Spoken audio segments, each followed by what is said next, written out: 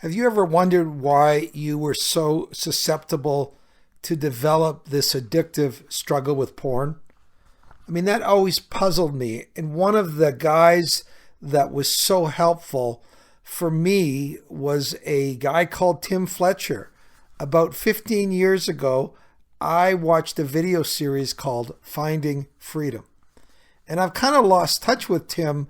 And I've had a couple other people say, have you watched some of his online videos? And I went online and realized, oh my goodness, this guy has got like 375,000 subscribers. And I felt like I hit it out of the park because Tim Fletcher agreed to come on and help me understand what the role of trauma is, what the role of attachment is, and why I was so susceptible to get hooked on porn. So I am thrilled today to invite Tim Fletcher online, and it is a great day when Tim Fletcher agrees to talk to me. So welcome aboard. Guys ready?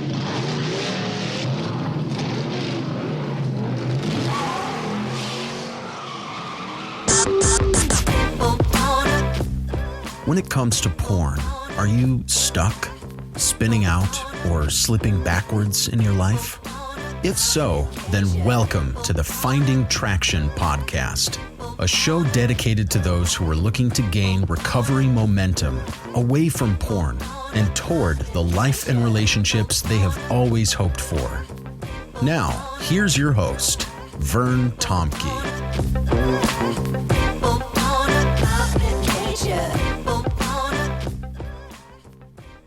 Guys, before Tim comes on, let me just say you can see in the show notes some information on how to connect with Tim, how to get more information about some of the programs that he offers.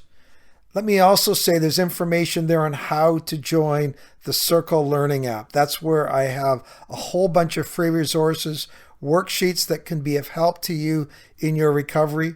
There's also information there on what it looks like to be a part of a Finding Traction group. We are starting a brand new group here in the next couple weeks. It's the spring of 2025. So ASAP, if you want to get into a group, reach out to me at bandofbrothers.care at gmail.com. You can perhaps set up a free Zoom call with me, reach out to me, and we can see how I can help you in terms of helping you take the next step on your recovery. So without further ado, here's my conversation with Tim Fletcher.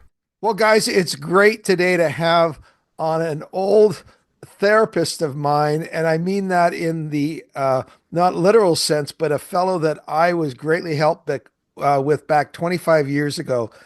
Tim Fletcher, it is great to have you on the podcast. It's great to be here, Vern. Thank you.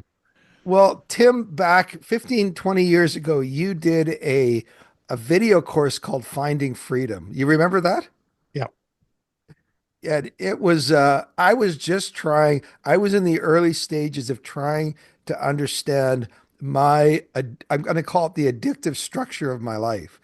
And your video course was super helpful. And you've gone on. I had heard about you. Somebody had passed on a video, and I went online. And dude, you have hundreds of thousands of people who watch your videos. It is amazing. Yeah, it's been quite surprising, but very encouraging. So, and tell us a little bit. Obviously, what you're doing is deeply connecting with people. And I would love to hear a little bit about just what the ministry you do is. If you were going to describe at a cocktail party, I don't know if you go to many cocktail parties, what is it you do? What is it you talk about? How would you summarize it for a layperson? So I'll give a little bit of a longer answer, but okay. Yeah.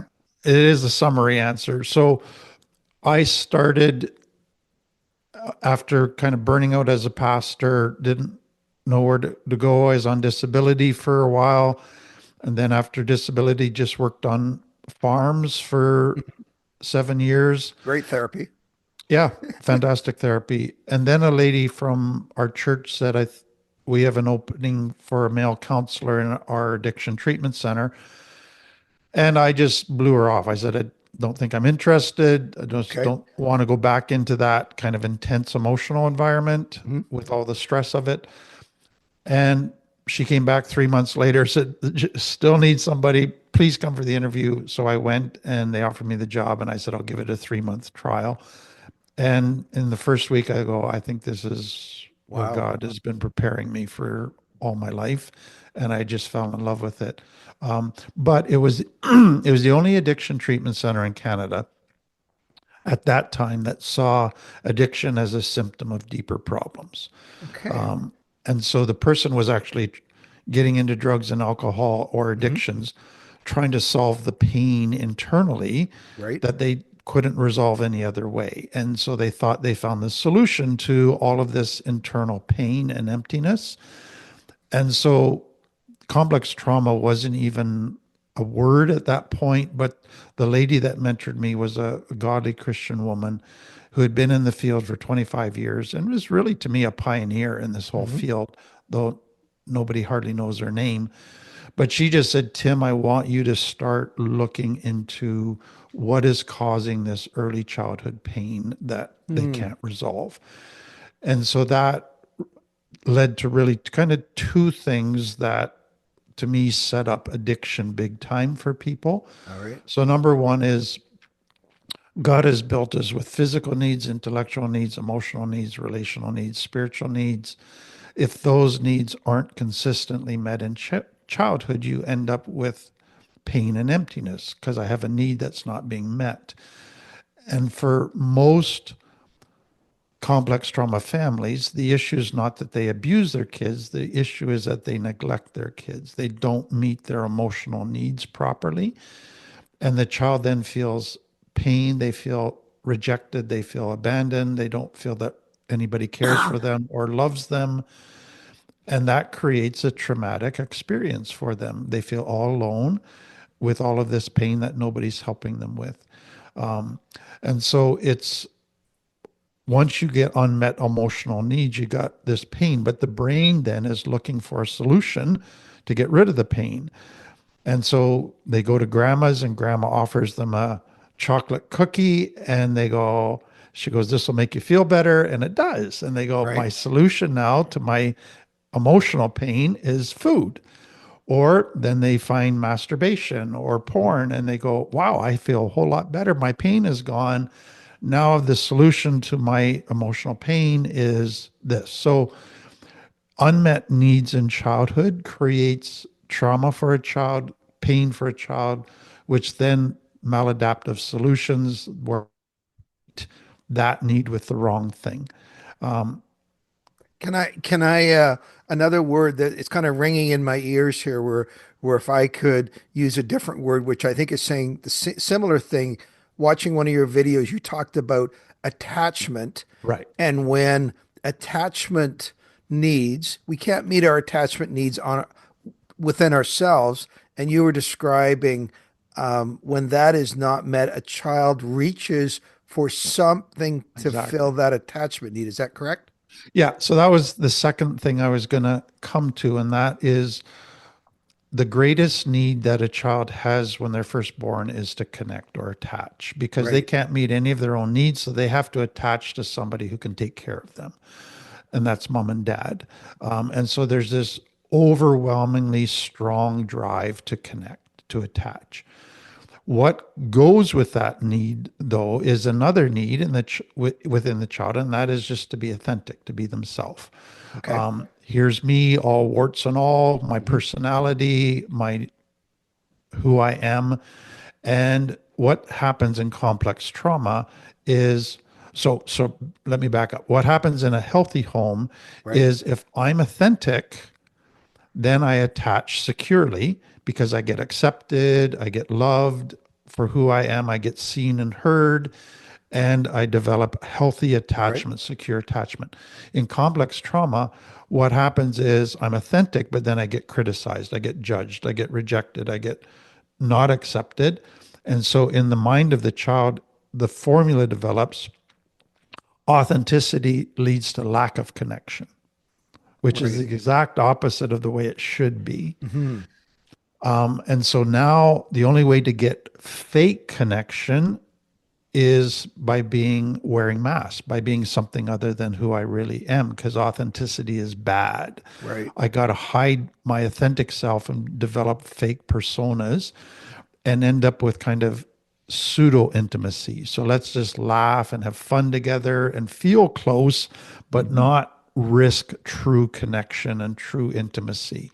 And so we do all kinds of fake connection, things that give the feelings of connection without risking getting hurt again, because I'm not truly being vulnerable and open.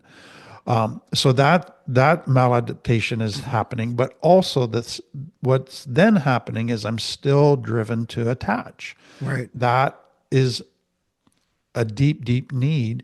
And so I will then try to adapt and learn to fawn to try to get mom and dad to like me and want to Hmm. attach with me.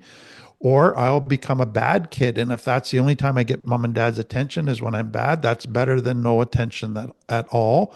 Or I will try to fit in with the cool kids and I'll attach to them by conforming to their standards. So I'm not authentic in any of these, but I'm finding some form of acceptance and belonging. And it feels like a bit of attachment, but it's not secure attachment. It's insecure. Right. I'm always feeling insecure.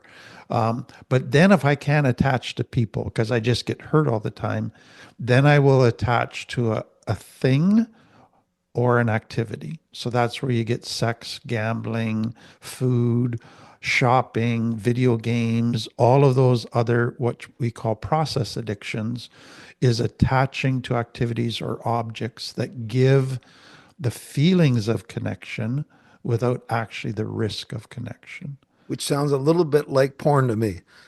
Exactly. So to me, where I've seen so many people go wrong with porn is they try to control their porn use by accountability, by more rigid boundaries, by kind of getting hard on themselves and being really rigid in their lifestyle. But they're doing it all alone. They're Hmm. they're doing it Right. without connection. And to me, it's porn was trying to provide a solution to lack of connection. So you can't solve the porn issue unless you find true healthy connection. Can I pick up on one word you've used as you're talking about this sort of the idea of connection? You use the word pseudo intimacy. Right. And if there ever was an example of, and you use that in terms of finding a form of intimacy or connection Yes. without the risk. Yes. And if I could, ever think of a classic example, it would be turning to, like I did, turning to porn because it gives me a pseudo version or feel of attachment Right. without the risk or along those lines. Right. It's a perfect fit. So if I can put it Yeah. in a scientific way. So our brain is created for four positive chemicals. Okay. So dopamine, serotonin, oxytocin, and endorphins. And those we feel love, we feel warmth, we feel pleasure. All four of those chemicals are released when we have secure attachment. So that's when God made us for connection, which then leads to joy, is Mhm. basically what it Got it. is saying. When I don't have secure attachment, I don't have those four chemicals. But when I have porn, it creates versions of those chemicals Right. in my brain without Absolutely. the connection. So I'm getting the chemicals released without the true connection. But now I'm chasing the chemicals as a drug, Hmm. and it's never going to satisfy because I don't have the true connection.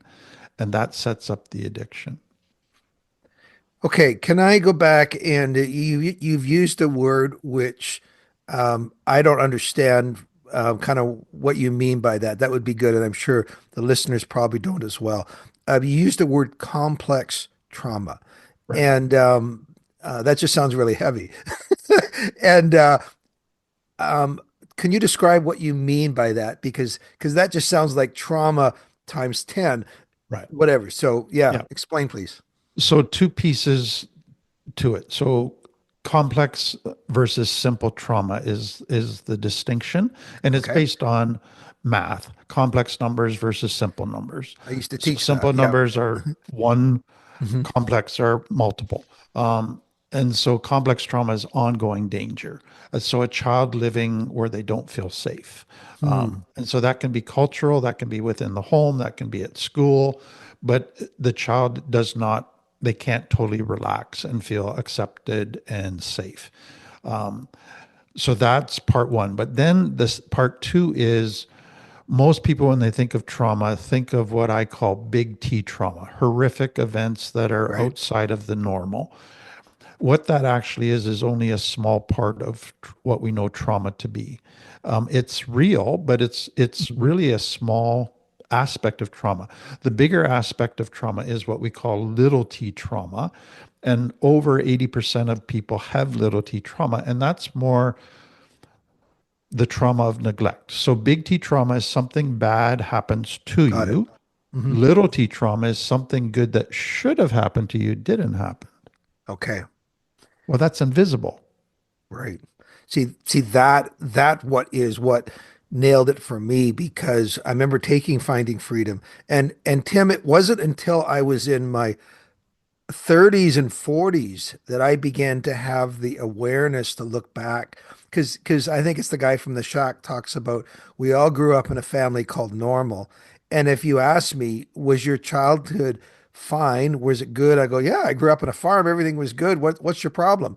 Like, I wasn't abused. I didn't have to scrounge in the dumpsters for food. I had an okay childhood.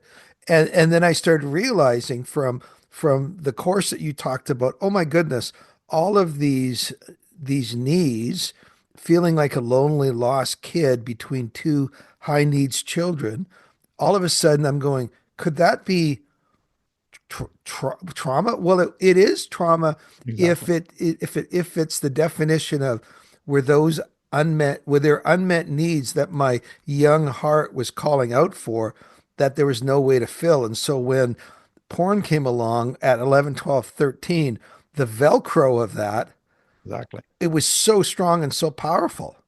Exactly. That is super helpful in terms of understanding from my story, and I'm sure many people's as well. Yeah. And so that's why all the research is now saying that 97% of people with addictions Okay. have complex trauma in childhood. And so there is that haunting ache in their soul, Hmm. wound, emptiness that they haven't been able to find a healthy resolution to. And so they latch on to the first thing that delivers those chemicals or Right. versions of those chemicals as the solution. And then it becomes bondage to them. And it delivers less and less positives, more and more negatives the longer it goes on. But to get out of that, what people have to realize is there's the symptoms, which is the addiction, Hmm. but there's the underlying cause, which is the trauma. Most programs have just tried to manage symptoms and put band-aids on symptoms and control symptoms. Okay. And that's why most addiction programs have 10% success rate or less, because you're just trying to get people to stop symptoms without healing the cause. Mm. And so it's realizing unless you get to that cause and heal there, your brain's going to keep going back to the addiction as the solution. Unless you provide a healthier solution that actually works, you're caught in this loop. Okay, let's begin to look at that then, because if there was one um, criticisms of therapists that I would have over the year is that therapists find really creative new ways to describe the problem that I have.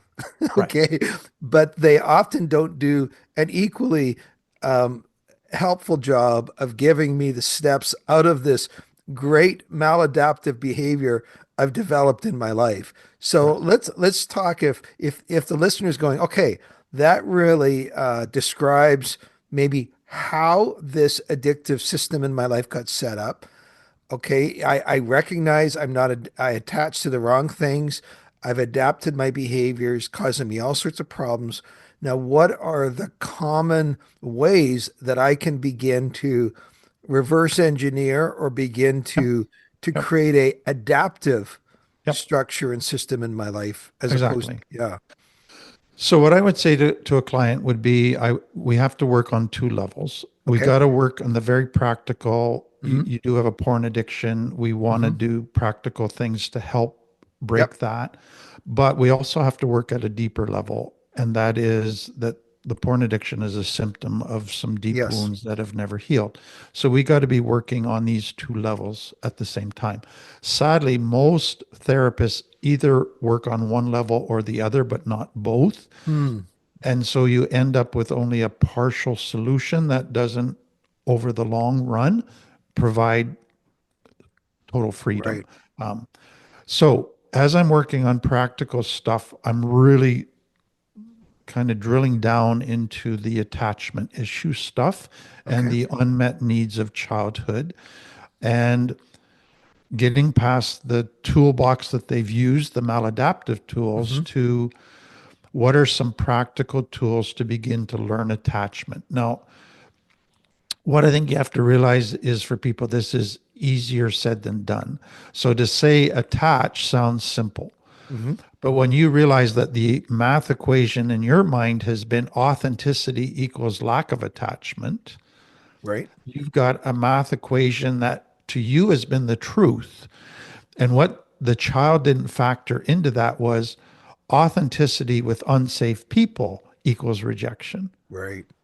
What they have to now factor in is authenticity with safe people equals connection. And it's the safe people that Hmm. versus unsafe, that's the difference in the two equations. But everybody in their life has been unsafe. And so they've only known that one equation, and it's always been the truth.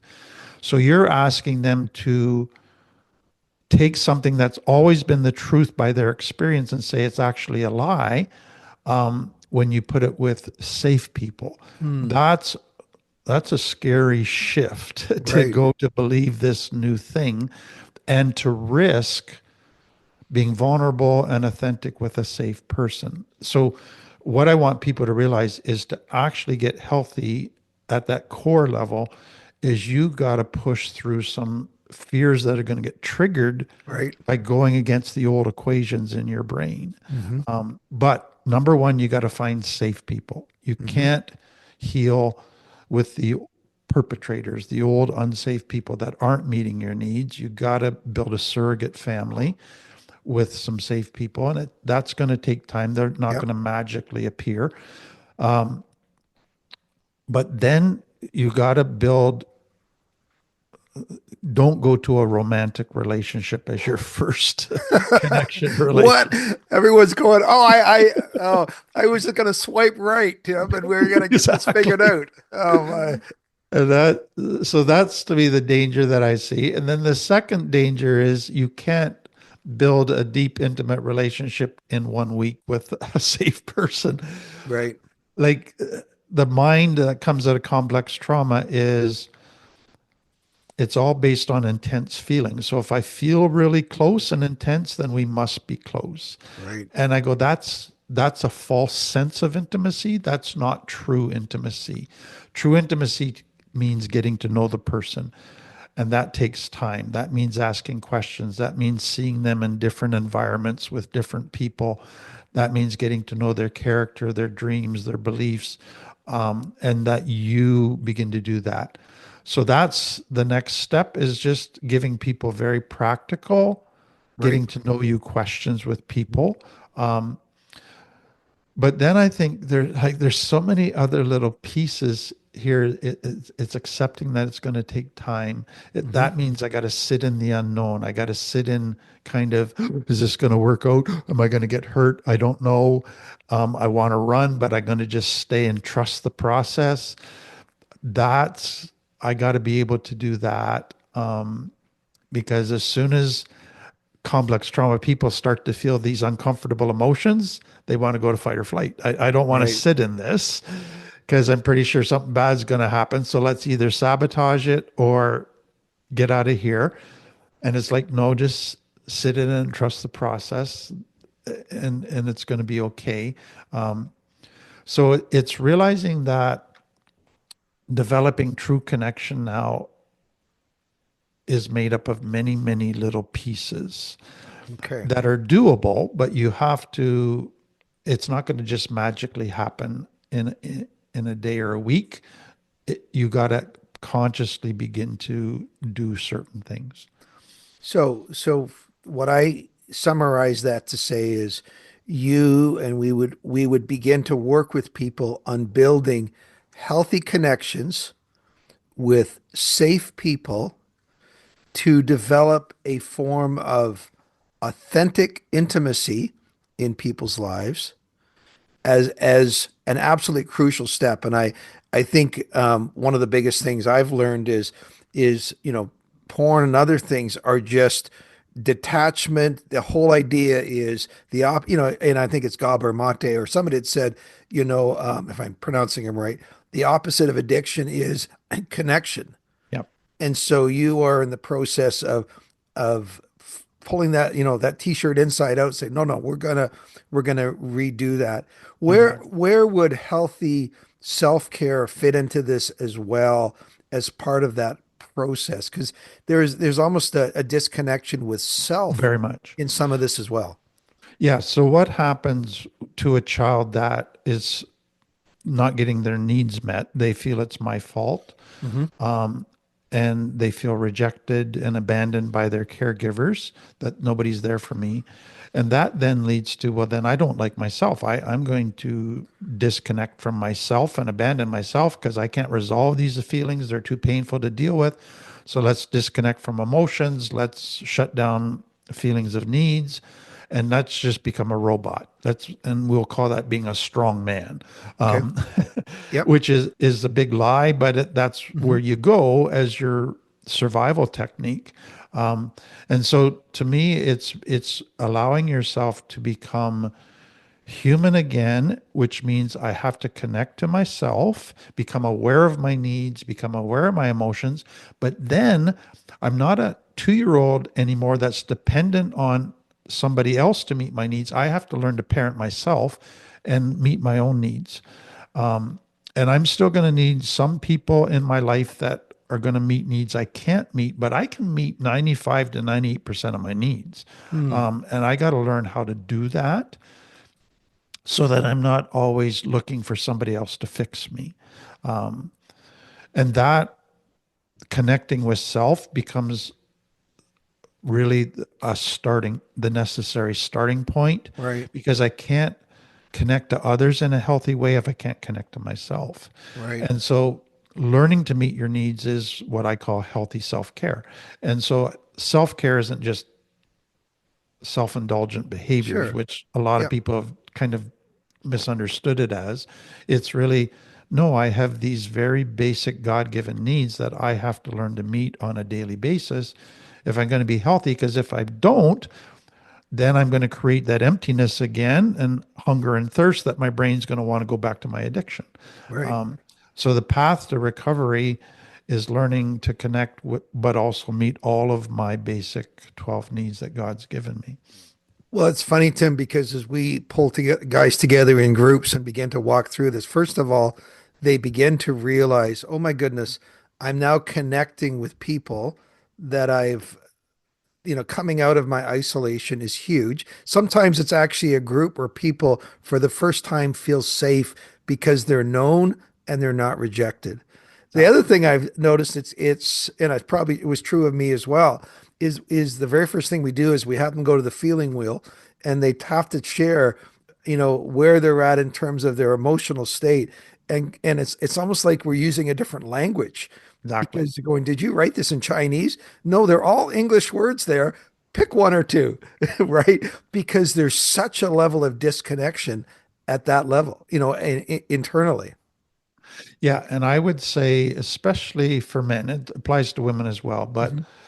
if I can't resolve my emotions Right. as a child, then I'm just going to go and live in my head, and Hmm. I'm going to become a walking brain.